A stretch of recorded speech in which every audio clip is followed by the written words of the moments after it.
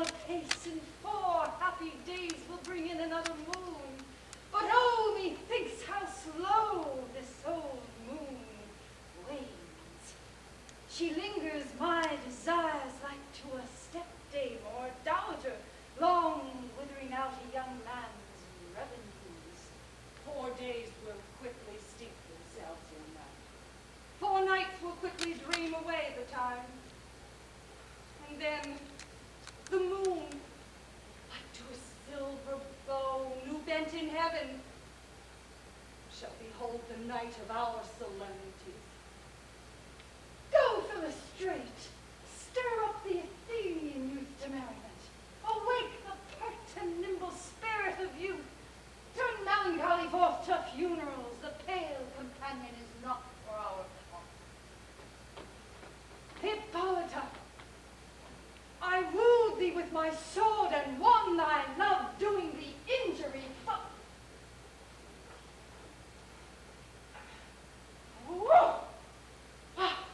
But I will wed thee in another key, with pomp, with revelry, and with triumph. Happy be Theseus, our renowned Duke. Oh, thanks, good Aegeus. What's news with thee? Full of vexation come I, with complaint against my child, my daughter Hermia. Stand forth, Demetrius, my noble lord. This man hath my consent to marry with her. Stand forth, Lysander, and my gracious Duke. This man hath bewitched the bosom of my child. Thou Lysander, thou hast given her rhymes and interchanged love tokens with her. With cunning haste thou filched my daughter's heart, turned her obedience, which is due to me to stubborn harshness. And, be it so, she will not hear before your grace consent to marry with Demetrius. I beg the ancient privilege of Athens, as she is mine, I may dispose of her, which shall be either to this gentleman or to her death, according to our law. What say you, fair Hermia? Be advised, fair maid, that to you your father should be as a god, one that composed your beauty, aye, and one to whom you are but a form in wax by him imprinted, and within his power to leave the figure or disfigure it. He's a worthy gentleman. So is Lysander. In himself he is, but wanting your father's voice, the other must be held the worthier. I would my father look, but with my eyes. Rather your eyes must with his judgment look. I entreat your grace to pardon me.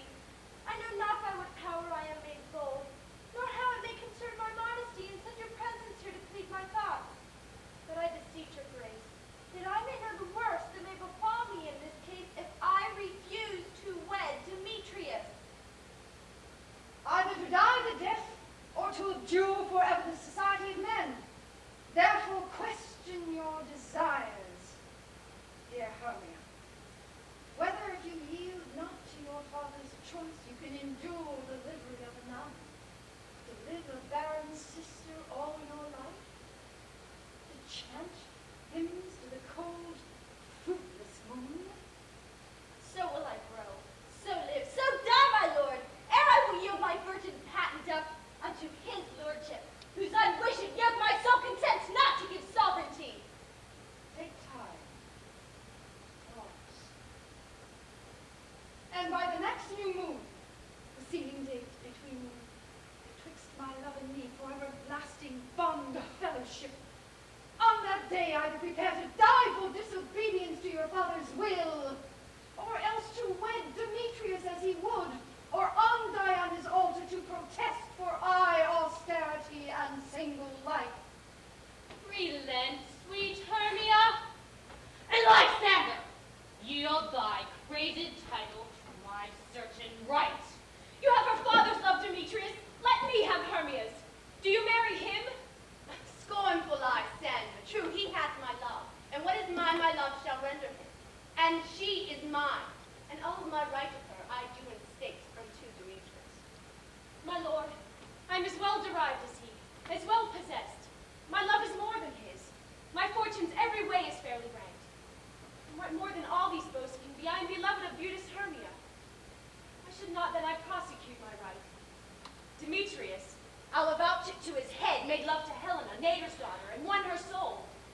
and she, sweet lady, dotes, devoutly dotes in idolatry upon this spotted and inconstant man. I must confess I have heard so much, and with Demetrius sought to have spoke thereof. But my mind being full of self-affairs, my mind did lose it. Demetrius, you come with me. Aegis, you come too. I have some private schooling for you both. Hermia, I advise you to fit your fancies to your father's will, or else the law of Athens will yield you up, which by no means we may extenuate, either to die the death or to live the single life. Come, my Hippolyta. What cheer, my love. Demetrius, Aegis, come along. With duty and desire, we follow you.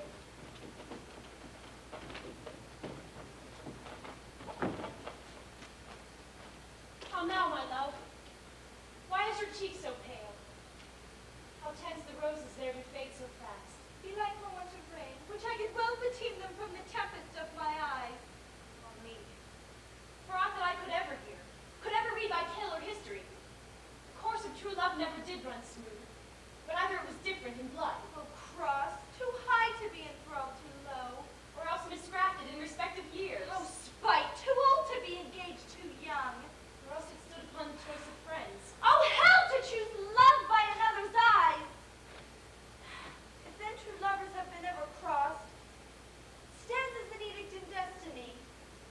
Then let us teach our trial patience, because it is a customary cross, as due to love its thoughts and dreams and sighs. A good persuasion. Therefore hear me, Hermia. I have a widow aunt, a dowager of great revenue, and she hath no child. From Athens is her house remote 7 leagues, and she respects me as her only son. There, gentle Hermia, may I marry thee, and to that place the sharp Athenian law cannot pursue us. If thou lovest me, steal forth thy father's house tomorrow night, and in the wood a league without the town, where I did meet thee once with Helena. There will I stay for thee. My good Lysander, I swear to thee, by Cupid's strongest bow, by all the vows that ever men have broke, in number more than ever women spoke. In that same place thou hast appointed me, tomorrow truly will I meet with thee. Keep promise, love. Look, here comes Helena. Godspeed, fair Helena, whither away? Call you me fair? That's fair again unsay. Demetrius loves your fair. Oh, happy fair. Sickness is catching. Oh, where favor so yours would I catch, Hermia, ere I go. Teach me how you look, and with what art you sway the motion of Demetrius's heart. I frown upon him, yet he loves me still. Oh, that your frowns could teach my smile such skill. I give him curses, yet he gives me love. Oh, that my prayers could such affection move. The more I hate, the more he follows me. And the more I love, the more he hateth me. His folly, Helena, is no fault of mine. None but your beauty. Would that fall for mine? Take comfort. He no more shall see my face. Lysander and myself shall fly this place. Helen, to you our minds we will unfold. Tomorrow night, when Phoebe doth behold her silver visage in the watery glass, decking with liquid pearl the bladed grass, the time that lovers' flights doth still conceal.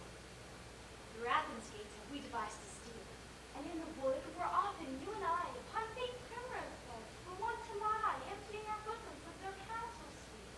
There, my Lysander and myself shall meet. Farewell, sweet playfellow. Farewell for us, and good luck grant thee thy Demetrius. Keep word, Lysander. We must starve our sight from lovers' food, till married deep in. I will, my Hermia. Helena,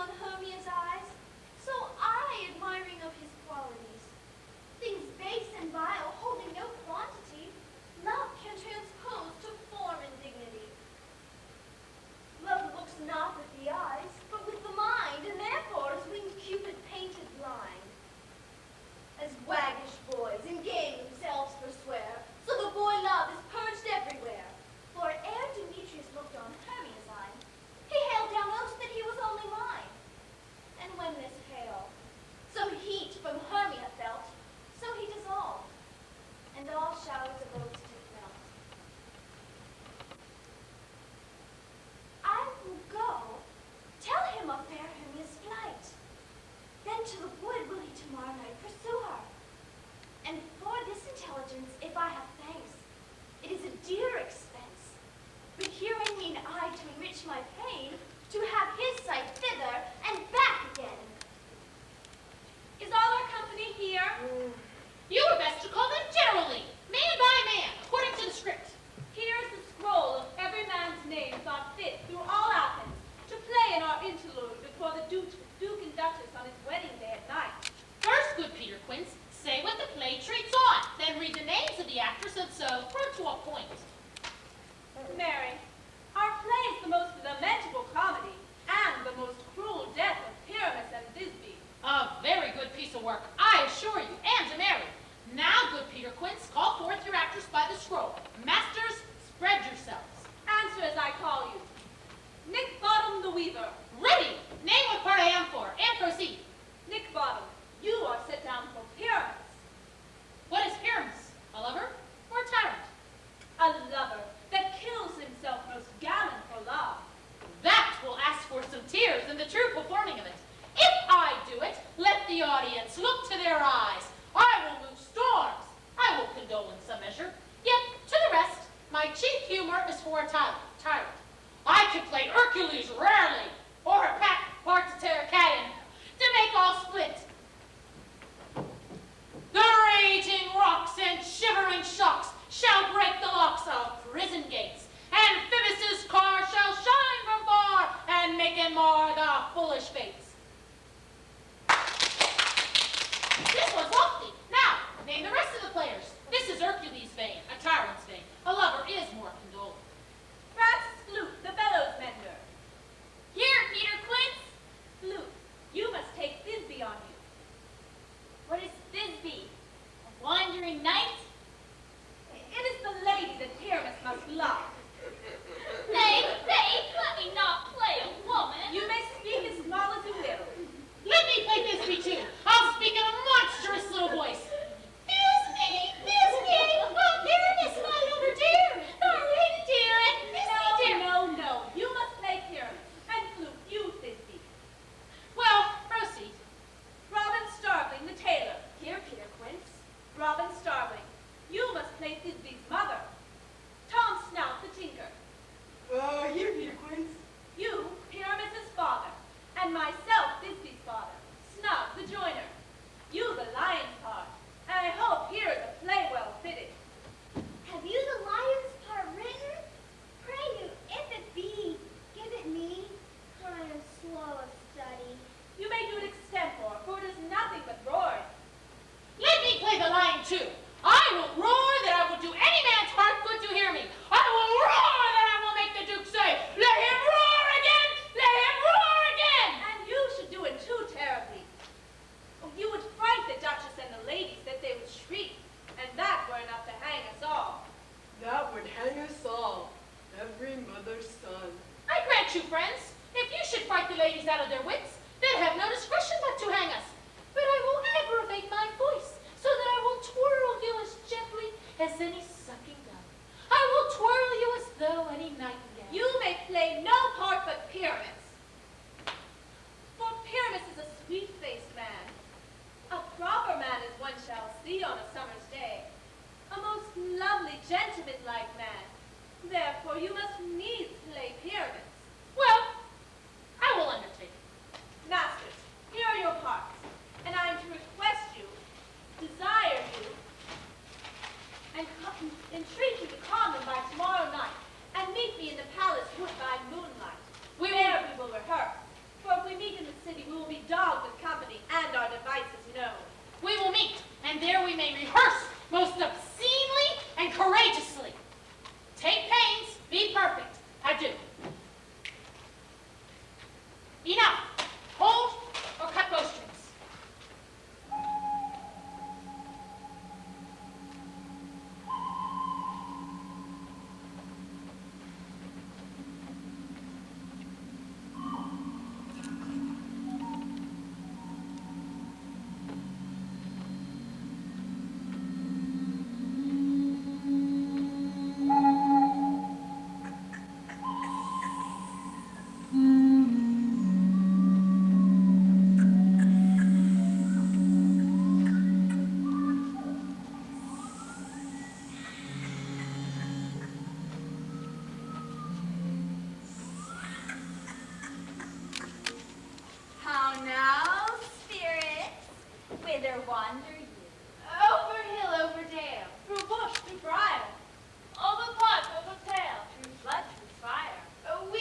wander everywhere. Swifter than the moon's sphere.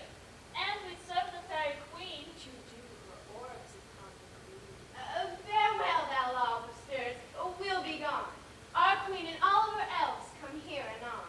The king doth keep his revels here tonight. Take heed, the queen come not within his sight, for Oberon is passing fell and wrath, because that she is her attendant hath this lovely boy, stolen from an Indian king. She never had so sweet a changeling, and jealous Oberon would have the child knight of his train to trace the forests wild. But she perforce withholds the loved boy, crowns him with flowers, and makes him all her joy. And now they never meet in grove or green, by fountain clear or spangled starlight sheen. But they do square, so that all their elves for fear creep into acorn cups and hide them there. Either I mistake your shape in making quite, or else you are that shrewd and knavish sprite called Robin Goodfellow. Those that hobgoblin call you Anne, sweet puck. You do their work and they have good luck. Are you not he? Thou speakest aright, I am that merry wanderer of the night. I jest to Oberon, make him smile when I a fat and bean-fed horse beguile, neighing in likeness of a filly foal, and sometimes lurk I in a gossip's bowl, the very likeness of a roasted crab. And when she drinks against her lips I bob, and on her withered dewlap pour the ale.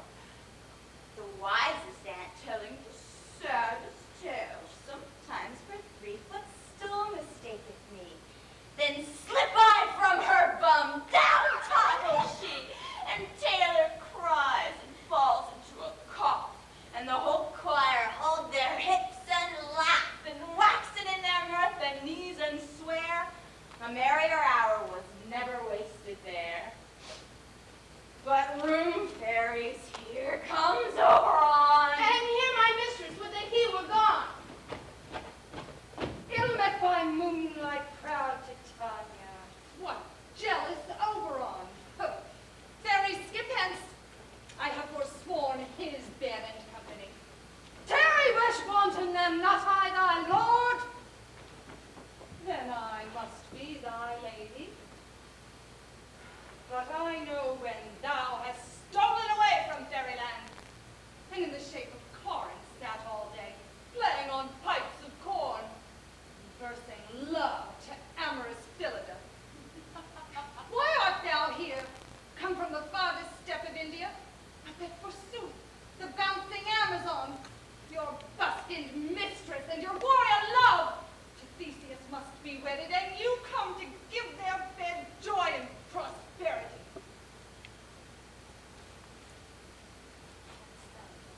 Shame, Titania. Glance at my credit with Hippolyta when I know thy love to thee. Didst thou not lead him to the glimmering night from Perigea, whom he ravishes, and make him with fair Aegis break his faith, and with Ariadne, and Antiope? Oh, these are the forgeries of jealousy. And never, since the midsummer spring, met we on hill, in dale, forest, or mead, by paved fountain or by rushy brook, or in the beechen margin of the sea, to dance our ringlets to the whistling wind, but with thy brawls thou hast disturbed our sport. Oh, therefore the winds, piping to us in vain as in revenge, sucked up from the sea contagious fogs, which falling in the land, have every pelting river made so proud that they have overborne their continents. The ox hath therefore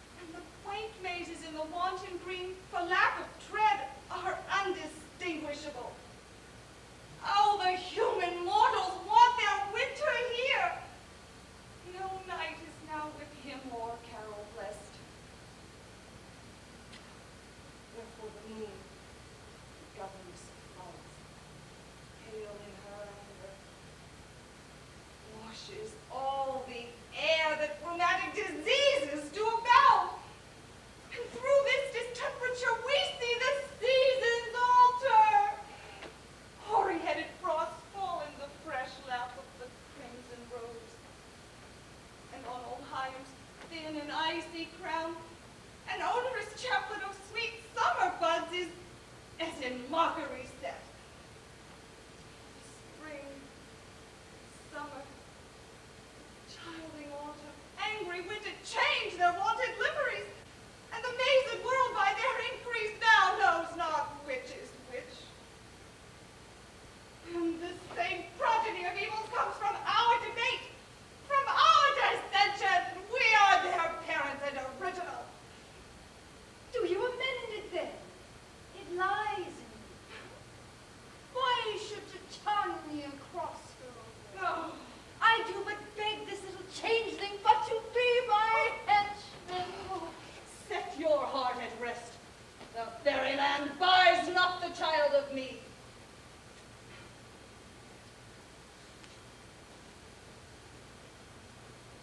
His mother was a votress of my order. And in spice of Indian air by night, full often hath she gossiped by my side, and sat with me on Neptune's yellow sands, marking the embarking freighters in flood. When we have laughed to see the sails conceive and grow big-bellied with the wanton wind, which she, with pretty and swimming gait following, her womb then rich with my young squire would imitate, sail upon the land to fetch me trifles, and return again as from a voyage rich with merchandise.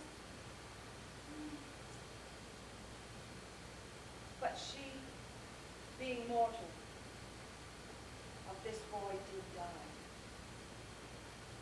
And for her sake do I rear up her boy.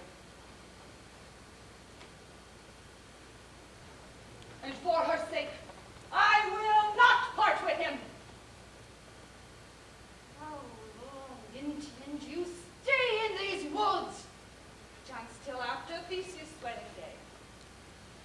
If you will patiently dance in our round and see our moonlight revel, go with us.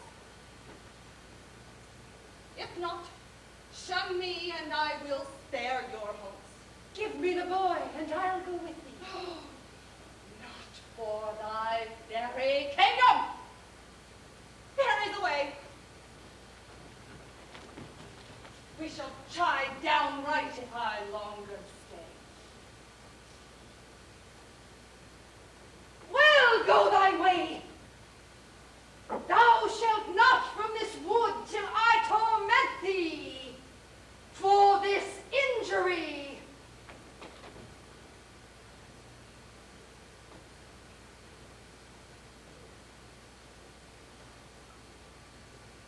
Gentle buck, come hither. Thou rememberest the time I could see, though thou couldst not, the flying between the cold moon and the earth Cupid all armed. A certain aim he took at a fair vestal throated in the west, and loosed his fiery lush shaft as though it could pierce 100,000 hearts.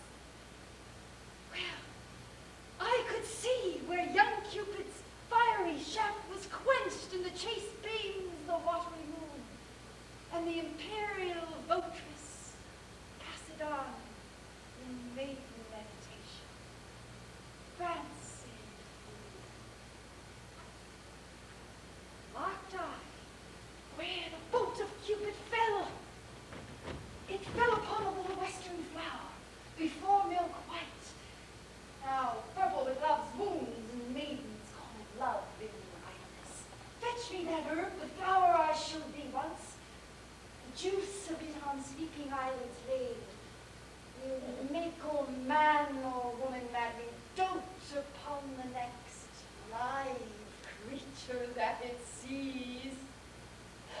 Fetch me that herb, and be thou here again ere the Leviathan can swim or leave. But it go round about the earth in 40 minutes. Having once this juice, I'll watch Titania when she is asleep, and drop the liquor of it in her eyes, The next thing when she waking look upon, be it on bear, on lion, on wolf or bull, on meddling monkey or on busy ape, she shall pursue it with the soul of love. And there I take this charm from off her eye, as I can take it with another. I'll make her render up a page to me! Ah! Who comes now? I am invisible, and I will overhear their conference. I love thee not, therefore pursue me not. Where is Lysander and fair Hermia? The one I'll slay, the other slayeth me. Thou toldest me that they were stolen into this wood, and here am I, and wood within this wood, because I cannot meet my Hermia. Hence, get thee gone, and follow me no more. You do wrong me, you hard-hearted adamant, but yet you draw not iron, for my heart is as true as steel. Leave you your power to draw, and I shall have no power to follow you. Do I entice you? Do I speak you fair? Or rather, do I not in the plainest truth tell you that I do not nor cannot love you? And even for that do I love you the more. I am your spaniel, and Demetrius, the more you beat me, I will fawn on you. Use me but as a use your spaniel. Spurn me, strike me, neglect me, lose me. Only give me leave, as unworthy as I am to follow you. What worser place can I beg in your love? And yet a place of high respect with me than to be used as you use your dog. Tempt not too much the hatred of my spirit, for I am sick when I do look on thee. And I'm sick when I look not on you. Oh, you do impeach your modesty too much, to leave the city and commit yourself into one's hands who loves you not. Trust in the opportunity of night, and the ill counsel of desert face, with the rich worth of your virginity. Your virtue is my privilege, for that it is not night when I do see your face. Therefore I think that I'm not in the night. Nor doth this wood lack worlds of company, for you in my mind are all the world. Then how can it be said that I'm all alone when all the world is here to look on me? I'll run from thee, and hide me in the brakes, and leave thee to the mercy of the wild beasts. Run when you will, the story shall be changed. I will not stay thy questions. Let me go, and if thou follow me, do not believe, but I shall do thee mischief in the wood. I, in the temple, in the town, the field, you do me mischief. Fie, Demetrius, your wrongs do set a scandal on my sex. We cannot fight for love as men may do. We should be wooed, and we're not made to woo. I'll follow thee and make a heaven of hell to die upon the hand I love so well. Fare thee well, nymph. Ere he do leave this grove, thou shalt fly him, and he shall seek thy love. Ah, hast thou the flower there? Welcome, wanderer, I pray thee give it me. Aye, there it is.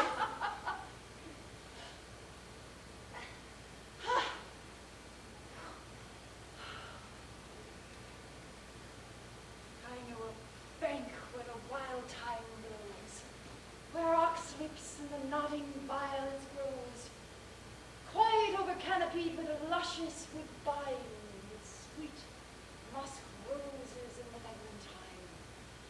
There sleeps Titania sometimes of the night, lulled in these flowers with dances and of light.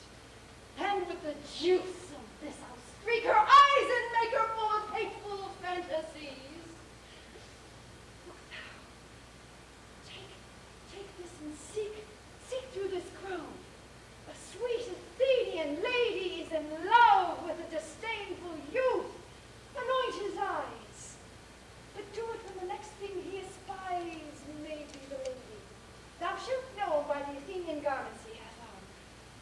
but affected with some care, that he may prove more fond on her than she upon her love.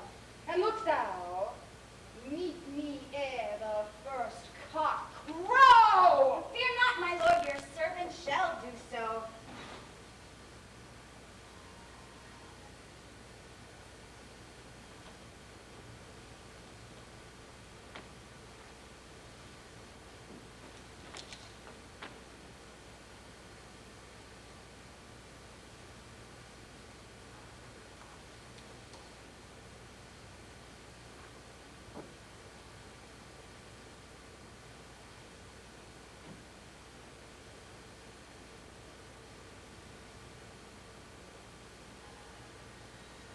What thou seest when thou dost wake, do it for thy true love take. Love than language for his sake, be it ounce or pod or bear. Oh, with bristled hair, in thy eye that shall appear when thou wakest, it is thy dear. Awake when some vile thing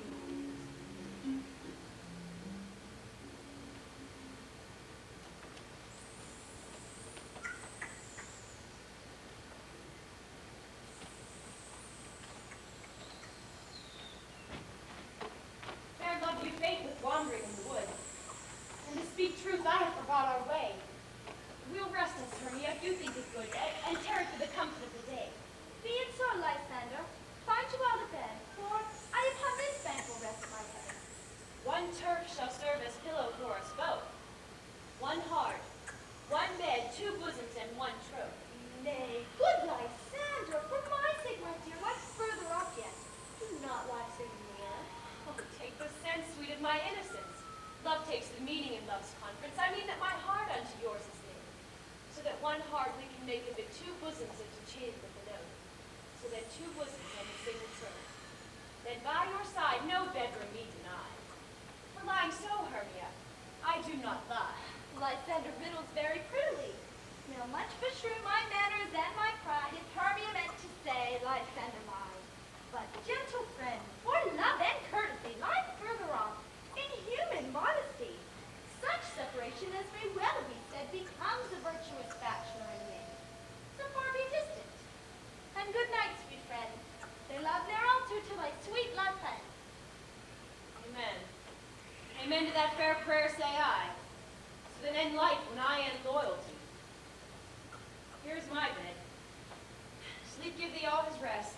If half that wish, the wisher's eyes be pressed.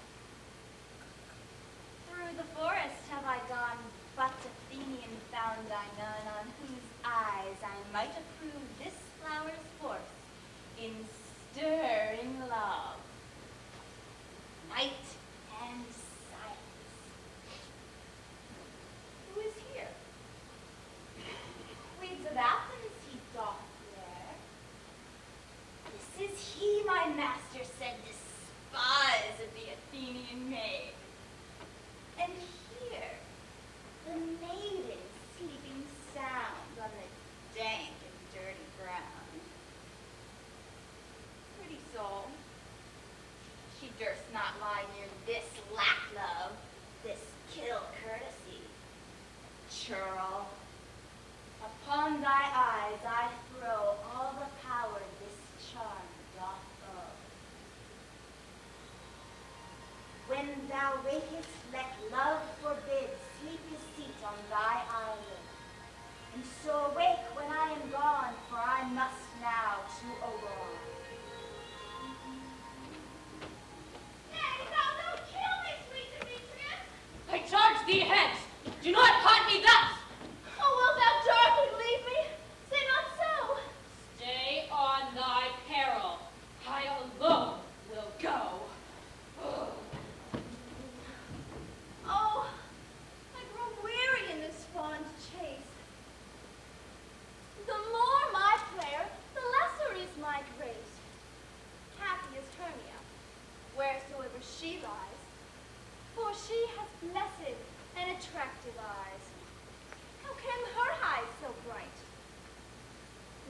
all tears. If so, my eyes are oftener watched than hers. No. No, I'm as ugly as a bear. Poor beast that made me run away from fear.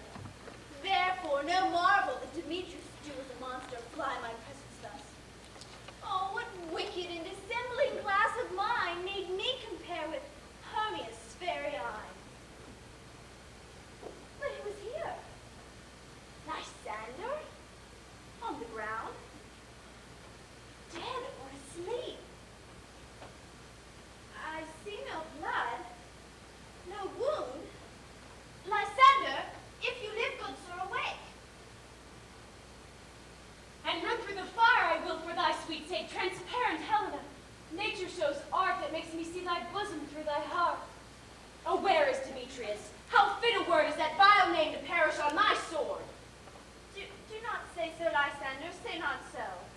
Would though he loved your Hermia, Lord, would though, yet Hermia still loves you, then be content. Content with Hermia?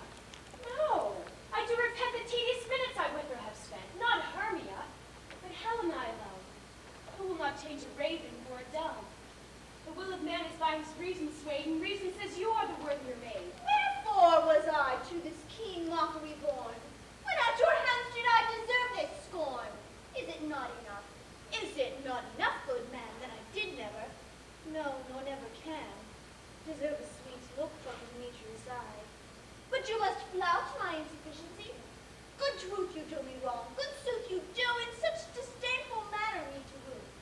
But fare you well, before I must confess I thought you lord of more true gentleness. Oh, that a lady of one man refused should of another therefore be abused.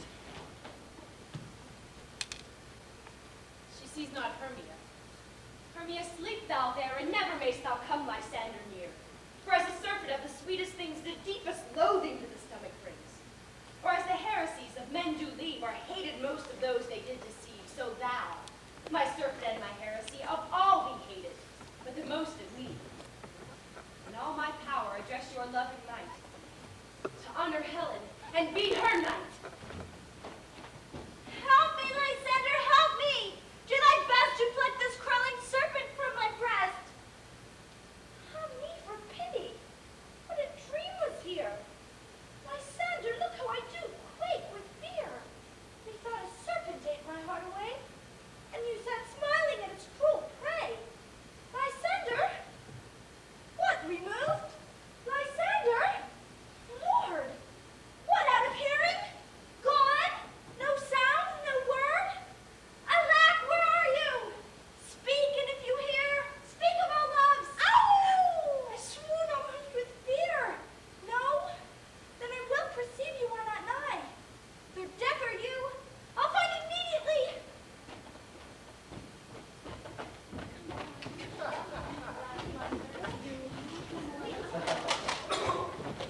Are we all met? Hat. And here's a marvelous convenient place for our rehearsal. This green plot shall be our stage. This hawthorn brake our tiring house. And we will do it in action as we will do it before the Duke.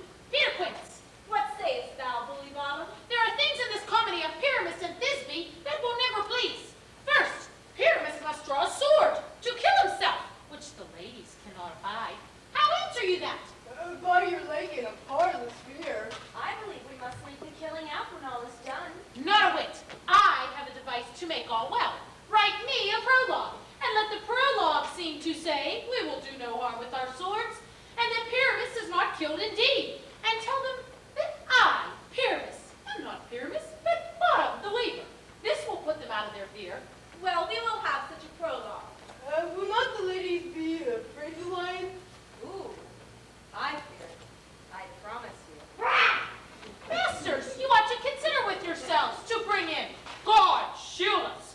A lion among ladies is a most dreadful thing, for there is not a more fearful wildfowl than your lion living, and we ought to look to it. Therefore, another prologue must tell that he is not a lion.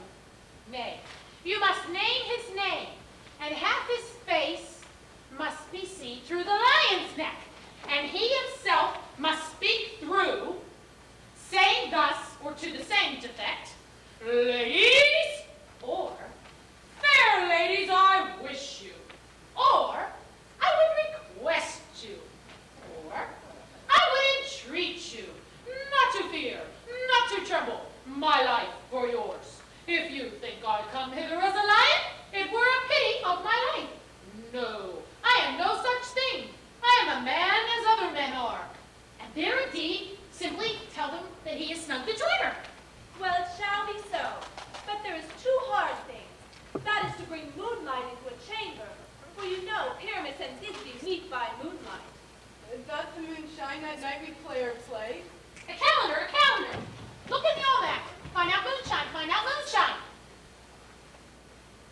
doth shine that night. Why then, we may leave a casement of the great chamber window where we play open, and the moon may shine in at the casement. Aye, or else one must come in with lanthorn and bush of thorn, and say that he comes to disfigure or to present the person of moonshine. Then there's another thing. We must bring a wall into the great chamber, for Pyramus and Thisbe, says the story, did talk through the chink of a wall. You can never bring in a wall. What say you, Bottom? Some man or other must present wall, and let him have some plaster or loam or a rough cast about him to signify wall. Or he can hold his fingers thus, and through the cranny shall Pyramus and Thisbe whisper. Well, if that may be, then all is well. Come, sit down, every mother's son, and rehearse your parts. Pyramus, you begin. After you've spoken your speech, enter into that break, and so everyone according to his cue. Oh, what hempen homespuns have we swaggering here so near the cradle of the fairy queen? What? A play toward? I'll be an auditor, an actor too, perhaps, if I see cause. Pyramus, speak! Thisbe, stand forth. Thisbe, the flowers of odious savor sweet. Odors. Odors, savor sweet. So hath thy breath, thy dearest Thisbe dear. Hey! But hark, a voice. Stay thou but here a while, and by and by I will to thee appear. A stranger Pyramus than e'er played here. Must I speak now? Aye, marry must you. For you must understand, he goes but to see a noise he has heard, and will come again. Most radiant Pyramus, most lily white of hue, of color like red rose on triumphant briar, most frisky juvenile eke, most lovely Jew, as true as horse that yet would never tire, I'll meet thee Pyramus in any tomb. Oh, Ninnis' tomb, man. Why, you must not speak that yet. That you answer to Pyramus. Why, you speak all your part at once, cues and all. Pyramus enter, your cue is past. It is never tire. As true as horse that yet would never tire. If I were fair, Thisbe, I were only 9. Oh, monsters, how strange! We're haunted, prey masters, lie masters, help! I'll follow you, I'll lead you about around, through bog, through bush, through brook, through briar. Sometimes a horse I'll be, sometimes a hound, a hog, a headless bear, sometimes a fire. And neigh and bark and grunt and roar and burn, like horse, hound, hog, bear, fire, at every turn. Why do they run away? This is an angry event to make me afeard. Oh, Bottom, thou art changed. What do I see on thee? What do you see? You see an accent of your own, do you? Bless thee, Flora, bless thee, thou art translated. I see there, knavery. This isn't to make an ass of me, to frighten me if they could. But I will not stir from this place, do what they can. I will walk up and down here and will sing, and they shall hear why I'm not afraid.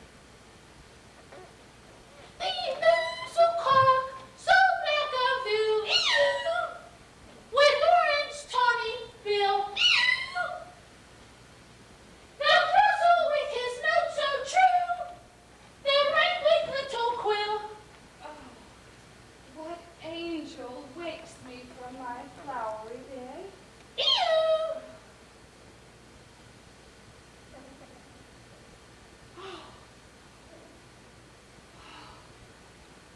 I pray thee, gentle mortal, sing again. Mine ear is much enamored of thy note. Oh, so is mine eye enthralled to thy shape. And thy fair virtues perforce doth move me on the first view to say, to swear, I love thee. Methinks, mistress, you should have little reason for that. And to say the truth, reason and love keep little company together nowadays. The more the pity that some honest neighbors will not make them friends. Nay, I can blink upon occasion. Thou art as wise as thou art beautiful. Not so neither. For if I had enough wit to serve my return, I'd have enough to get out of this wood. Oh, out of this wood do not desire to go. Thou shalt remain here whether thou wilt or no. The honey must spirit no common rate. The summer still depend upon my Satan. Oh, I do love thee. Therefore, go with me. I'll give thee berries to attend on thee, and they shall fetch thee jewels from the deep, and sing while thou on pressed flowers dost sleep. And I will purge thy mortal grossness, so that thou shalt like an airy spirit go. Peas blossom, cobweb, moth, mustard seed, Ready. And I. And I, and I. Where shall we go? be kind and courteous to this gentleman. Hop in his walks and gamble in his eyes. Feed him with apricots and dewberries, with purple grapes, green figs, and mulberries. The honey bags steal from the humble bees, and for night tapers crop their waxen thighs, and light them at the fiery glowworm's eyes, to have my love to bed and to arise, and pluck the wings from painted butterflies, to fan the moonbeams from his sleeping eyes. Nod to him else, do him courtesy. Hail, mortal. Hail. Hail. Hail. I cry your worship's mercy heartily. I beseech your worship's name. Cobweb. I shall desire you of more acquaintance, good Master Cobweb. If I cut my finger, I shall make bold with you. Your name, honest gentleman? Peas blossom. I pray you, commend me to Mr. Squash, your father, and to Master Peascod, your father. I shall desire you of more acquaintance too, good Master Peas Blossom. Your name, I beseech you, sir. Good Master Mustard Seed, I know your patience well. I shall desire you of more acquaintance too, good Master Mustard Seed. Come, wait upon him. Lead him to my dower. The moon, methinks, looks with a watery eye. And when she weeps, weeps every little flower, lamenting some enforced chastity. Tie up my lover's tongue. Bring him silently.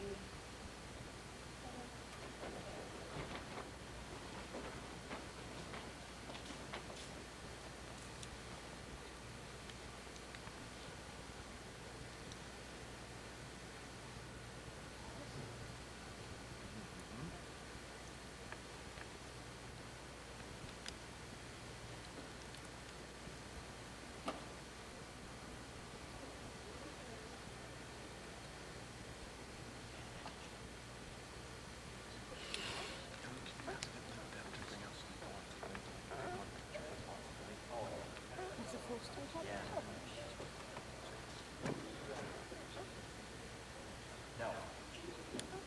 Helen. Can I?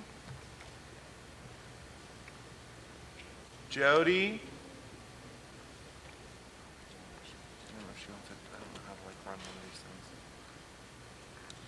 I don't know yet.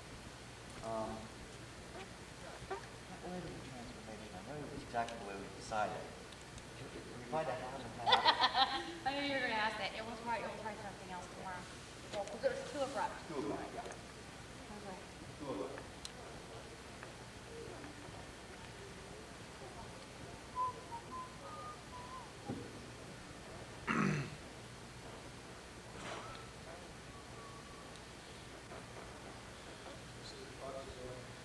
Hmm?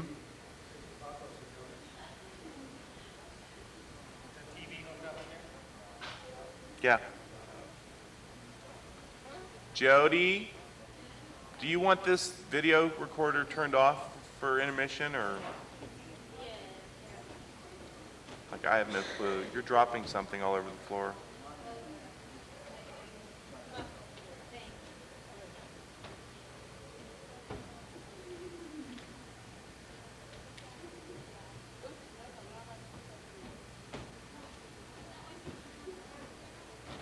I knew how to turn it off, I would, but...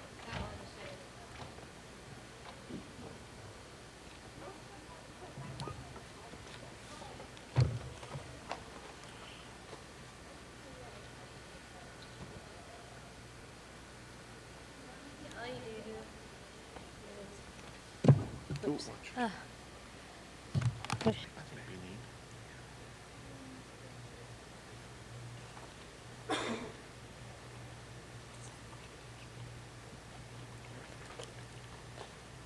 I wonder if the Tanya be awake. Then what it was that next came in her eye, which she must dote on in extremity. Ah, here comes my messenger. How now, mad spirit? What night rule now about this haunted grove? My mistress with a monster is in love. It came to pass to Tanya went and straightway loved an ass. Ah! This turned out better than I could devise. But hast thou yet laxed the Athenian's eyes with the love juice as I did bid thee?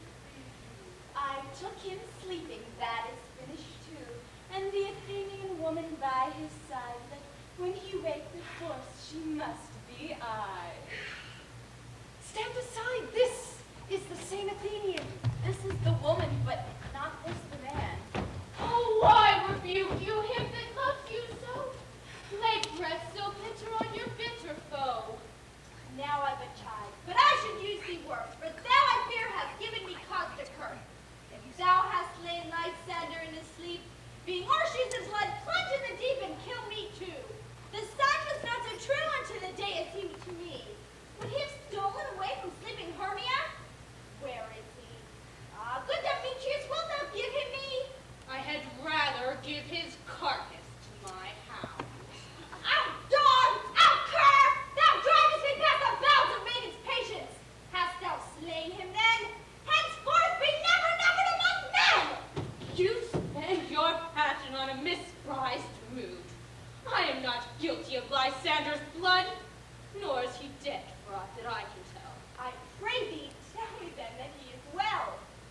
And if I could, what did I get there for? A privilege never to see me more, and from thy hated presence part I so. See me no more, whether he be dead or no.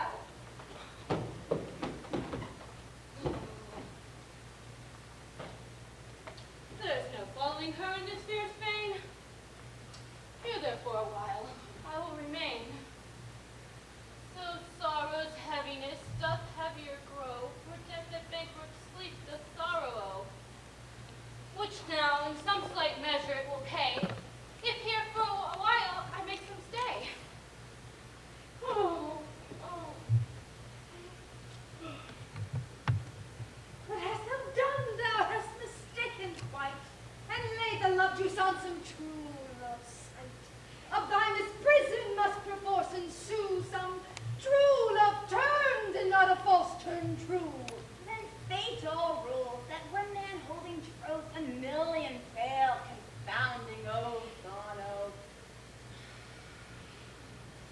About the wood go swifter than the wind, and Helena of Athens seek you find.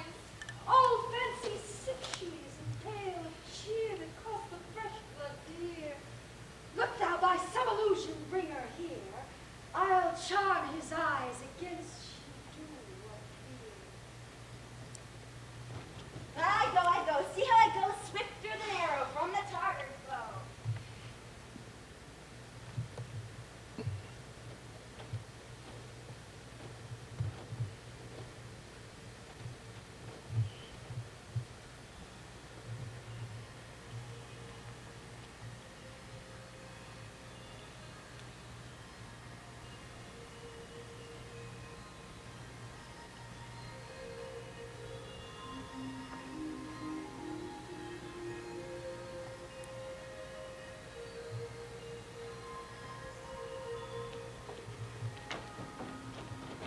Captain of our fairy band, Helena is here at head, and the youth mistook by me, pleading for a lover's fee.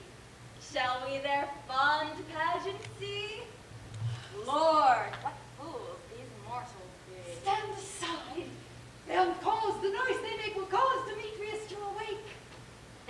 two at once woo one, that must needs be sport alone, and those things do best please me that the fall preposterously. Why should you think I should woo and scorn? Scorn and derision never come in tears. Look, when I bow, I weep, and vow so born in the nativity all truth appears. How can these things in me seem as scorn to you, bearing the magic faith to prove them true? You do advance your cunning more and more. When truth kills truth, oh devilish holy fray. These vows are Hermia's. Will you give her o'er? Weigh oath with oath, and you will nothing weigh. Your vows to her and to me put in two scales will even weigh in both as light as tails. I had no judgment when to her I swore. Nor none in my mind now you give her o'er. Demetrius loves her. He loves not you. Oh, Helen, goddess, nymph, perfect divine. To what, my love, shall I compare thy nine? Crystal is muddy. Oh, let me kiss this princess of pure white, this seal of bliss. Oh, spite! Oh, hell, I see you are all bent to set against me for your merriment. If you were civil and knew courtesy, you would not do me thus much injury. Can you not hate me, as I know you do, but you must join in souls to mock me too? If you were men, as men you are in show, you would not use a gentle lady so, to bow. Stop laughing. Come on. To super praise my parts, when I'm sure you hate me with your hearts. You both are rivals, and love Hermia, and now both rivals to mock Helena. A trim exploit, a manly enterprise to conjure up tears in a poor maid's eyes with your derision. None of noble sort would so offend a virgin, and extort a poor soul's patience all to make you sport. You are unkind, Demetrius. Be not so. For you love Hermia, this you know I know. And here with all goodwill, with all my part, in Hermia's love I yield you up my part. And yours of Helen to me bequeath, whom I do love and will do till my death. Never did mockers waste more idle breath. Lysander, keep thy Hermia. I will none. If e'er I loved her, all that love is gone. My heart to her is just wise sojourned, and now to Helen it is home returned, there to remain. Helen, it is not so. Disparage not the faith that thou dost not know, lest to thy peril thou abbey it dear. Look where thy love comes. Yonder is thy dear. Thou art not by mine eye, Lysander, found. Mine ear, I think, it brought me to thy sound. But why unkindly didst thou leave me so? Why should he stay whom love thou pressed to go? What love could press Lysander from my side? Lysander's love that would not let him bide fair Helena, who more engilds the night than all yon fiery oes and eyes of light. Why seekest thou me? Could not this make thee know the hate I bear thee, made me leave thee so? You speak not as you think. It cannot be. Lo, I perceive they have conjoined all three to fashion this false sport in spite of me. Injurious Hermia, most ungrateful maid, have you conspired? Have you with these contrived to bait me with this foul derision? Is all the counsel we two have shared, the sisters' vows, the hours we have spent when we have chinned the hasty foot at time for parting us? I was all forgot. And will you rend our ancient love asunder to join with men in scorning your poor friend? It is not friendly. 'Tis not maidenly. Our sex as well as I may chide you for it, though I alone do feel the injury. I am amazed at your passionate words. I scorn you not. It seems that you scorn me. Have you not? Said Lysander as in scorn to praise my eyes and face. And said your other love, Demetrius, who even but now did spurn me with his foot, to call me goddess, nymph, divine and rare. Stay, gentle Helena, hear my excuse. My love, my life, my soul, fair Helena. Oh, excellent. Wait, do not scorn her so. If she cannot entreat, I can compel. Thou canst compel no more than she entreat. Thy threats hold no more strength than her weak prayers. Helen, I love thee. By my life I do. I swear by that which I will lose for thee to prove him false that says I love thee not. I say I love thee more than he can do. Oh, if so, withdraw and prove it too. Quick, come. Lysander, where to tend all this? Away, you Ethiop! Hang off, thou cat, thou worm! Vile thing,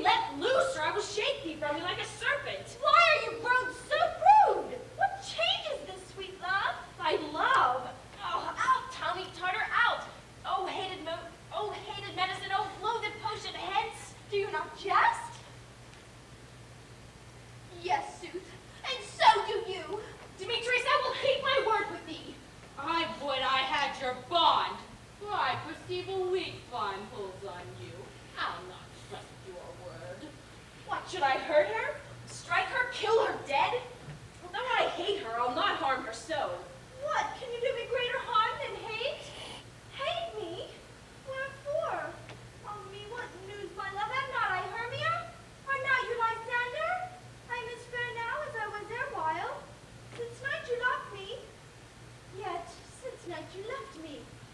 Why, then you left me. Oh my God, forbid in earnest, shall I say? I, by my life, and never did desire to see thee more. Therefore be out of hope, of question of doubt, be certain nothing truer. 'Tis no jest that I do hate thee, and love Helena. Oh, me! You juggler! You cankerblossom! You thief of love!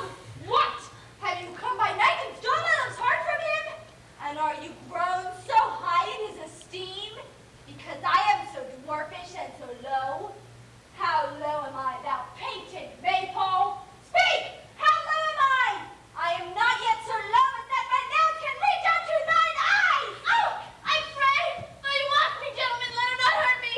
I never was cursed. I'm no gift at all in shrewishness. I am a right maid for my cowardice. Let him not strike me. Good Hermia, do not be so bitter with me. I evermore did love you, Hermia. Did ever keep your counsels, never wronged you. Save that. In love unto Demetrius, I told him of your stealth unto this fort. But he followed you. For love I followed him. But he has chinned me hence and threatened to spurn me, strike me, nay, to kill me too. So now, will you let me quite go? To Athens, I'll bear my folly back and follow you no further. Let me go. You see how simple and how fond I am. Why, get you gone. Who is that hinders you? A foolish heart that I leave here behind. What, with Lysander? With Demetrius? Be not afraid, she shall not harm thee, Helen. No, sir, she shall not, though you take her part. I show when she's angry, she's keen and shrewd. And though she may be little, she is fierce. Will you suffer her to flout me thus? Let me come to her! Get you gone, you dwarf, you venomous, of the hindering knotgrass maid, you bean, you acorn. You are too officious in her behalf that scorns your services. Let her alone. Speak not of Helena, for if thou dost intend ever so little show of love to her, thou shalt have it. Now she holds me not. Now follow, if thou darest, to try whose right, mine or thine, is most in Helena. Follow? Nay. I shall go with thee cheek by jowl.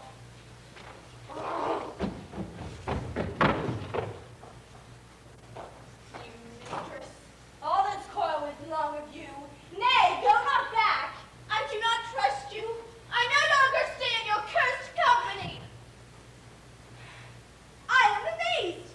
I know not what to say.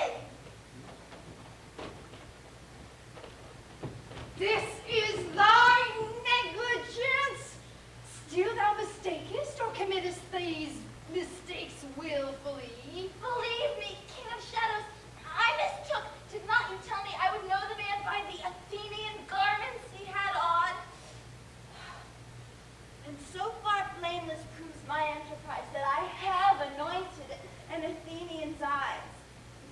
So far am I glad it did so sore, and this there jangling I esteem a sport.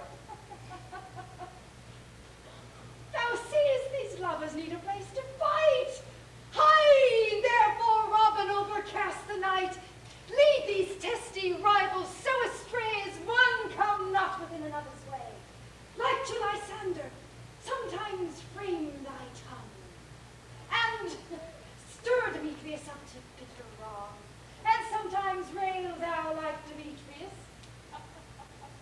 Then from each other look thou lead them thus, till o'er their brow death counterfeiting sleep with leaden legs and batty wings doth creep. Then crush this herb on Lysander's eyes. It has a virtuous property to take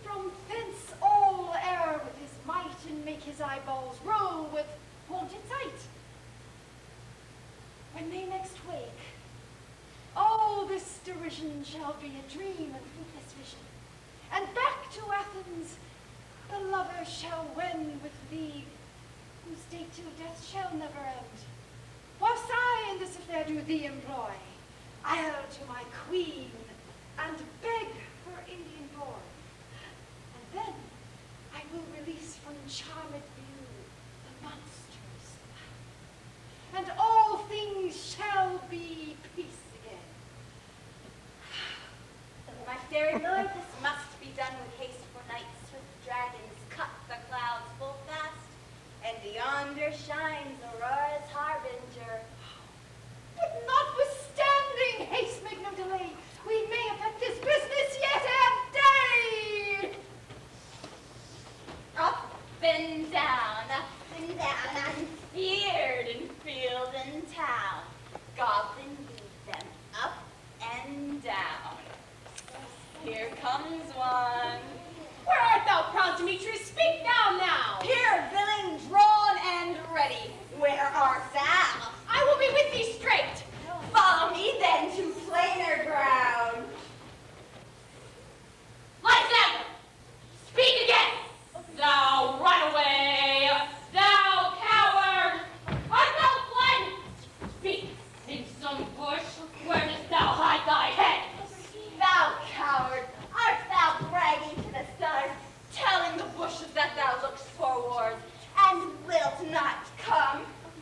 Come, recreant, come, thou child, I'll whip thee with a rod. He is defiled that draws a sword on thee. Where art thou now? Follow my voice, will try no manhood here.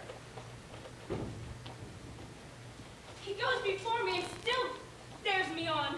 Where I come, where he calls, then he is gone. The villain is much lighter heeled than I. I followed fast, but faster he did fly, that fallen am I in dark and uneven way. Oh, and here will rest me, come thou gentle day. For if thou show me thy great light, I'll find Demetrius and revenge this fight. Ho, ho, ho, coward, why comest thou not?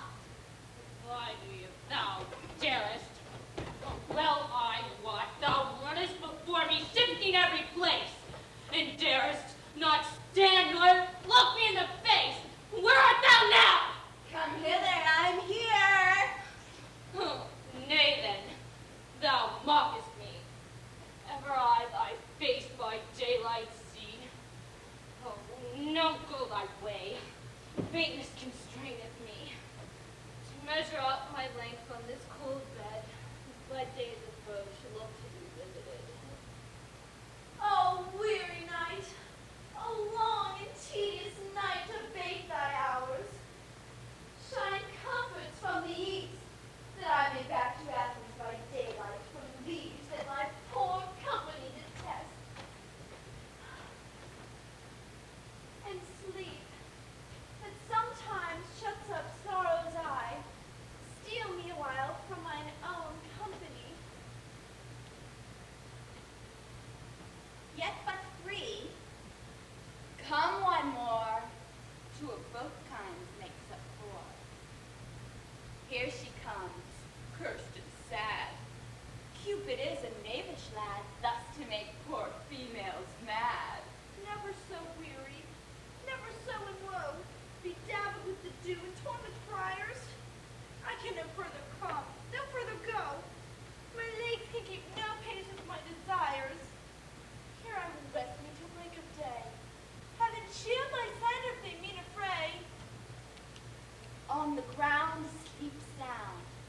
I'll apply to your eye, gentle lover, remedy. When thou wakest, thou takest true delight in the sight of thy former lady's eye. And the country proverb known that every man shall take his own, in your waking shall be shown. Jack shall have Jill, naught shall go ill. The man shall have his mare again, and all shall be well. Come, sit thee down upon this flowery bed, while I thy amiable cheeks decoy, and stick musk roses in thy sleek, smooth head, and kiss thy fair, large ears. Oh, my gentle joy. Oh, I'd rather have a handful or two of dried peas. But I pray you, let none of your people stir me.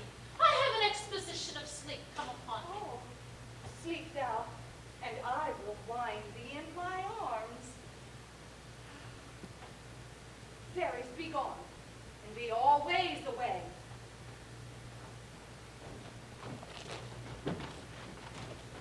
So doth the woodbine, the sweet honeysuckle gently entwist. The female ivy so rings the barky fingers of the elm. Oh, how I love thee, how I dote on thee. Oh, welcome, good Robin. Seest how she dotes on this poor fool, meeting her back late behind the wood, seeking sweet favors for this hateful fool.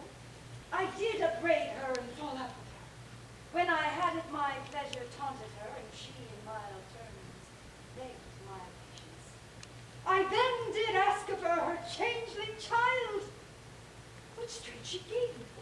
So now I have the boy, I will undo this hateful imperfection of her eyes. But first, gentle Robin, take this transformed scalp from off the head of this Athenian swain, that he, waking when the others do, may all to Athens back again repair, and think nothing more of this night's accidents, but as the fierce vexation of a dream. But first, I will release my fairy queen.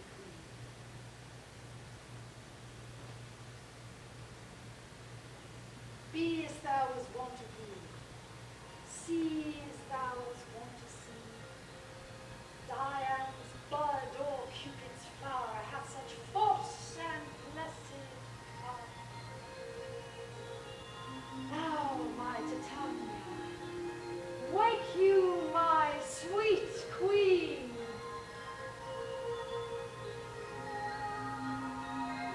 My Oberon!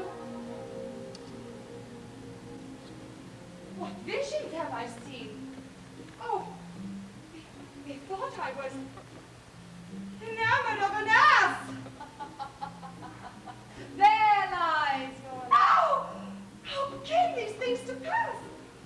Oh, how mine eyes do loathe his visage now! Silence a while. Robin, take that head off.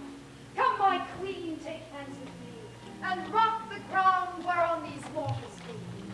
Now thou and I are illuminati, and will tomorrow midnight solemnly dance at Duke Theseus' house triumphantly, and bless it all to fair prosperity. There the pairs of faithful lovers shall be wedded with Theseus, all in jollity. Fairy king, attend and mark, I do hear the morning lark. Come, my queen, in silence said, trip we after night's shade. We the globe can compass soon swifter than those wandering moon. Come, my lord, and in our flight, tell me how it came this night that I, sleeping here, was found with these mortals on the ground.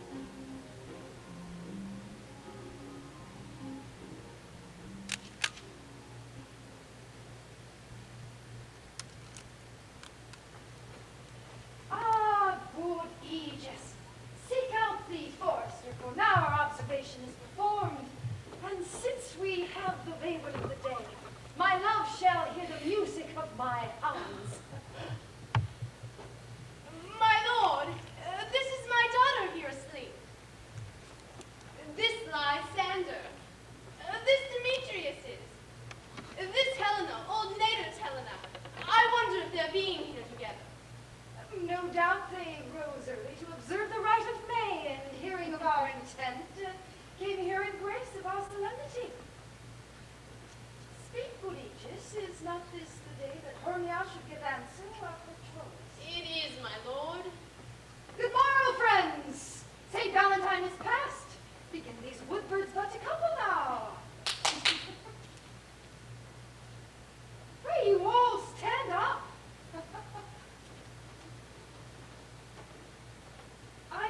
to your rival enemies? How comes this gentle concord in the world? That hatred should be so far from jealousy to sleep by hate, and fear no enemy. My lord, I shall reply amazedly, half sleep, half wake. As yet, I swear I cannot truly say how I came here. But I think, more truly would I speak, I now do be thinking I came with Hermia hither. Was our intent to be gone from Athens, where we might without peril of the Athenian law. Enough, enough, my lord, you have enough. I beg the law upon his head. They would have stolen away. Oh, they would, Demetrius. Thereby have defeated you and I. You of your wife, and me of my consent. Of my consent that she should be your wife. My lord, fair Helena told me of their stealth, of this their purpose hither into this wood. And I in fury hither followed them, fair Helena in fancy following me. But my good lord, I wot not by what power, but by some power it is. My love to Hermia, melted as snow, seems to me now as the remembrance of an idol god, which in my childhood I did dote upon. And in all the faith, the virtue of my heart, the object and the pleasure of mine eye, is only Helena. To her, my lord, was I betrothed ere I saw Hermia. But like a sickness did I loathe this food. But as in health, come to my natural taste. Now I do wish it, love it, and will forevermore be true to it. Fair lovers, you are fortunately met. Of this discourse we more will hear anon. Good Aegis, I will overbear your will. For in the temple by and by with us, these couples shall eternally be knit. And now the morning is something worn, our purposed hunting shall be set aside. Away with us to Athens, 3 and 3 will hold a feast in great solemnity. Come, Hippolyta.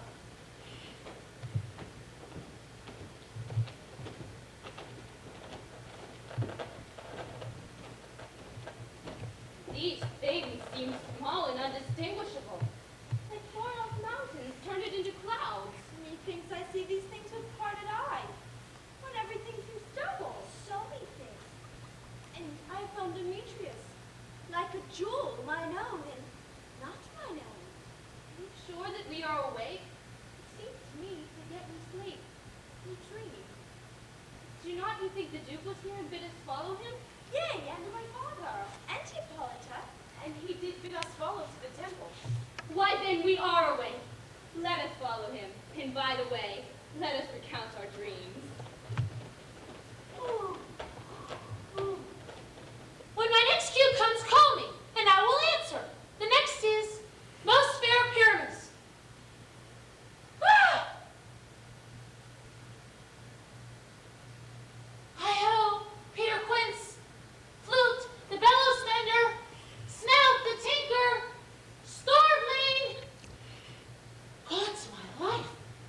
Stolen hence and left me asleep. I have had a most rare vision. I have had a dream. I would have man to say what dream it was. Man is but an ass, you. If he goes about to expound this dream, methought I was. There's no man can tell what. Methought I was. Methought I had. But man is but a patched fool if he will offer to say what he thought I had. The eye of man hath not heard. The ear of man hath not seen. Man's hand is not able to taste, nor his heart to conceive, nor his tongue to report what this dream was. I will get Peter Quince to write a ballad of this dream, and it shall be called Bottom's Dream, because it hath no bottom. And I will sing it in the latter end of the play, before the Duke. Peradventure, to make it the more gracious, I shall sing it at her death. Have you sent to Bottom's house? Has he come home yet? He cannot be heard of. Out of doubt, he is transported. If he come not, then the play is marred. It goes not forward, does it? It is not possible. You have not a man in all Athens able to discharge Pyramus, but he.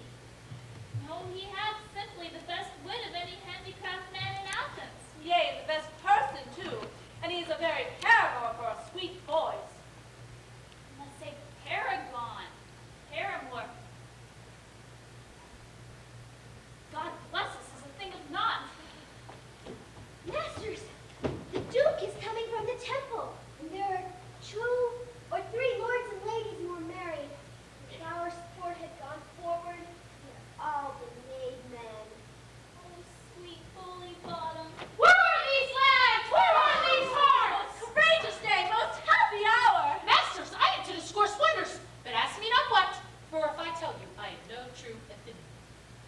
I will tell you everything, right as it fell out. Tell us, sweet father. Well, not a word from me. All I will tell you is the Duke hath dined. Get your apparel together. We will meet presently at the palace. Every man look over his part, for the short and the long of it is, our play is preferred! And most your actors, eat no onions nor garlic, for we are to utter sweet breath. For I do not doubt but to hear them say it is a sweet comedy. No more words! Away! Go away!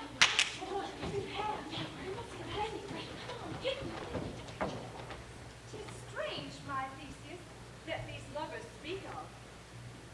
More strange than true. I never may believe these antique fables, nor these fairy toys.